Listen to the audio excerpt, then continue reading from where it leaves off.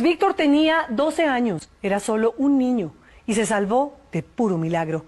Pero lo vio todo. Cómo los hombres de Javier Delgado y de Hernando Pizarro León Gómez colgaron como hamacas a la gente y se mecían sobre ellos y luego los degollaban.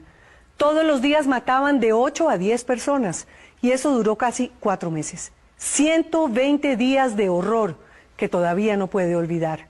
La nena Arrazola desenterró el dolor de los únicos y pocos sobrevivientes y caminó sobre el páramo de Tacuelló, donde todavía hay miedo, porque como si nada hubiera pasado, la presencia de las FARC sigue intacta, como hace 30 años.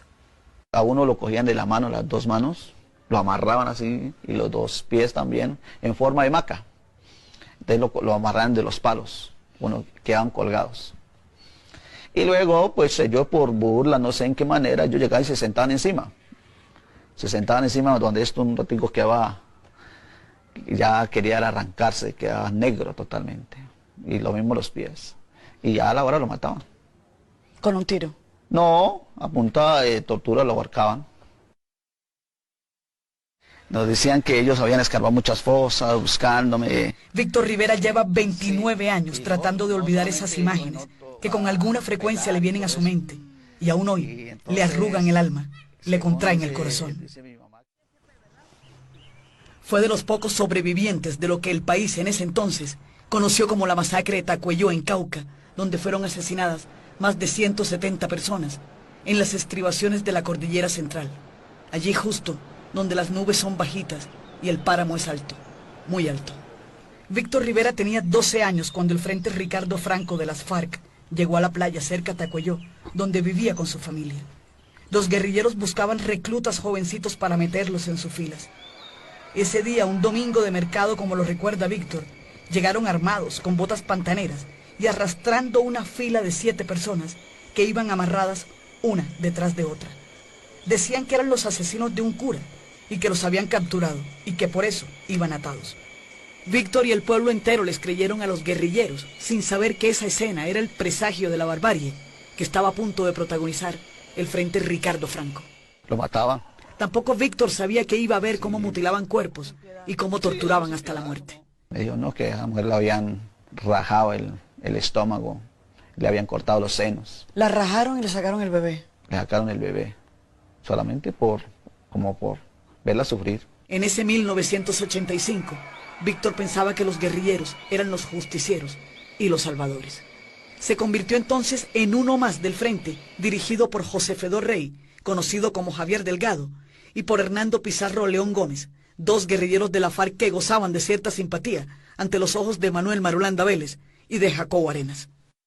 Rey había sido de la JUCO, de la Juventud Comunista en los años 70, aunque luego dijeron que no militó con ellos. Aprendió de memoria la doctrina en el Partido Comunista, y de allí saltó a los campamentos de la FARC. Hizo parte de una columna urbana en Bogotá y luego se fue a Caquetá.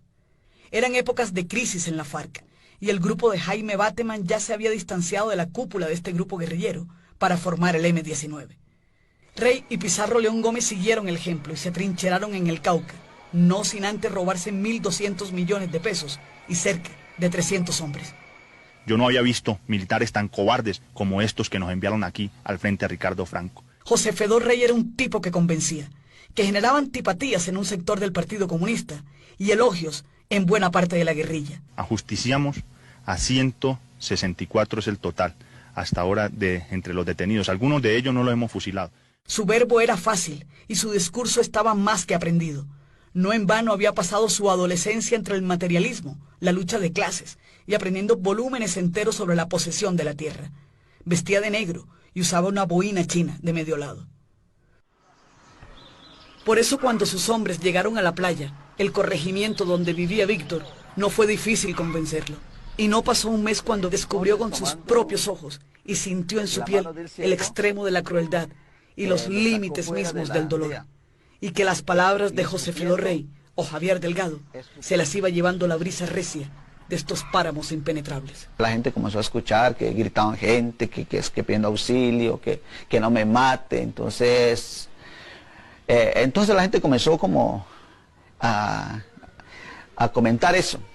Pero no, yo no le presté atención. ¿Y usted no sabía lo que estaba pasando? No, yo no sabía nada de lo que estaba pasando. Días más tarde lo supo, y de qué manera. Todos declararon su participación en los organismos de inteligencia del Estado. Javier Delgado estaba convencido, al menos eso decía, que su frente había sido infiltrado por la inteligencia militar y que debía descubrir quién o quiénes eran sus enemigos. Y no vio otra opción que iniciar un ritual de sangre cada día. El comandante, que llamaba Javier Delgado, tenía una puñaleta y con eso cogía, a veces lo degollaba o lo rajaba, los intestinos, hacía cualquier cosa. Entonces, ya haciendo eso, los días tirando a la fosa. Pastor, ¿eso pasaba cada cuánto?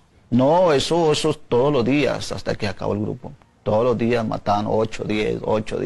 ¿Y cuál era la razón que ellos daban para matar a sus compañeros o matar a estas personas? ¿Qué decían ellos? ¿Por qué? Ellos decían era que todos los que estaban muriendo ahí eran infiltrados, trabajaban con la ley, eran los que le servían a la ley. Cuando la ley, el ejército pasaba por cerca por ahí de la vereda, eran los que estaban colaborando, dándole limonada.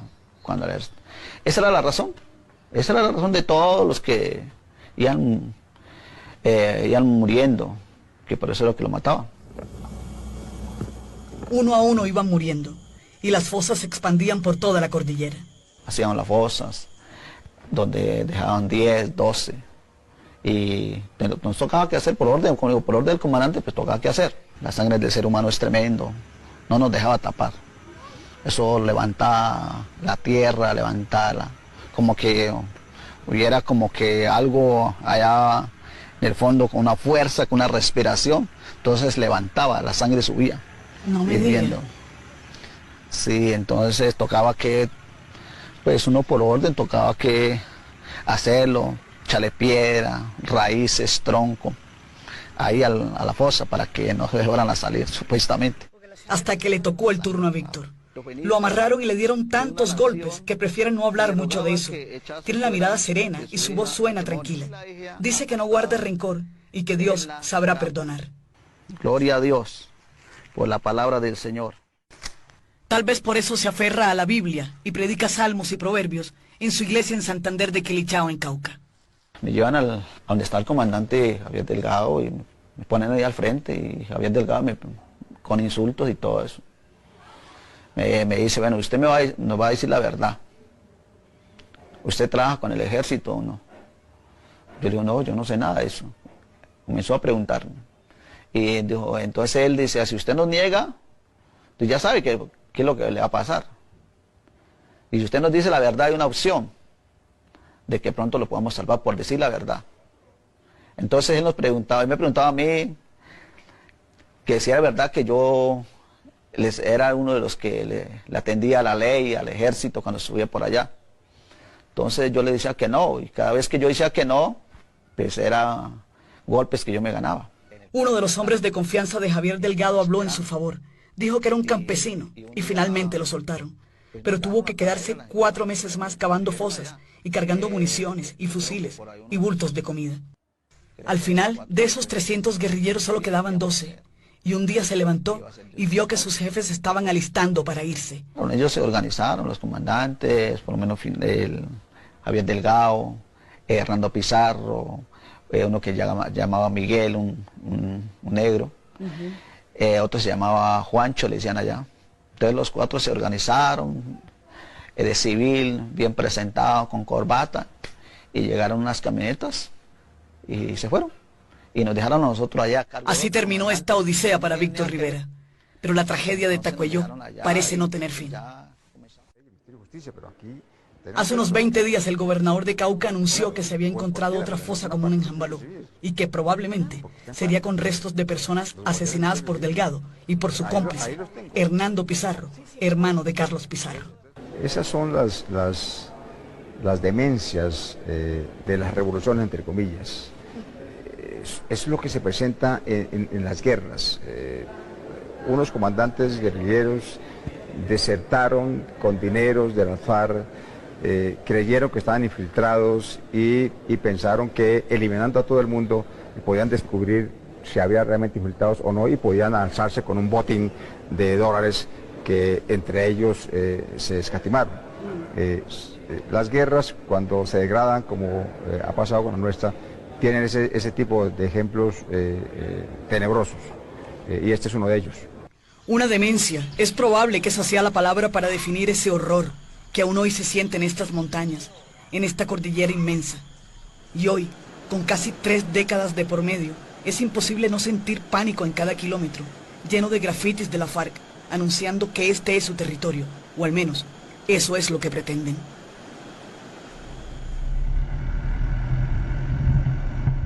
Fueron 7 horas de camino por esta carretera para llegar a Tacuelló. En todo este recorrido no hubo presencia de policía ni de ejército, pero sí de las FARC. Las vallas de homenaje a Alfonso Cano están cruzadas en la mitad de la carretera, a la vista de todo el mundo.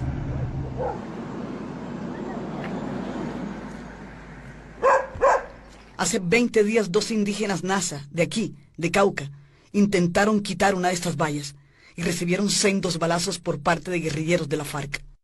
La Guardia Indígena reaccionó con todo el peso de su ley y los supuestos asesinos fueron condenados. Pero las vallas siguen colgadas en estos pueblos y el Frente Sexto de la FARC hace notar su presencia.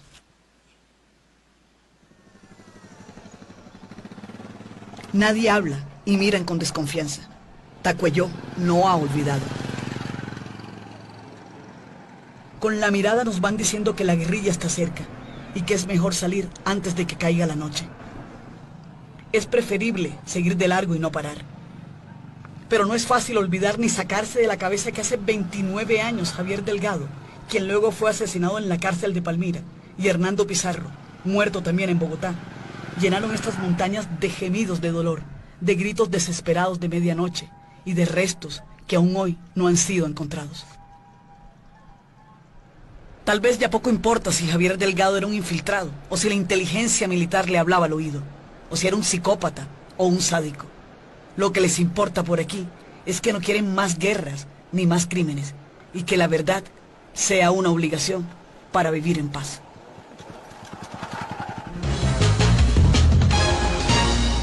El CTI de la Fiscalía está comprometido en levantar, así les toque desenterrar el páramo completo, hasta encontrar el último muerto de Tacuelló.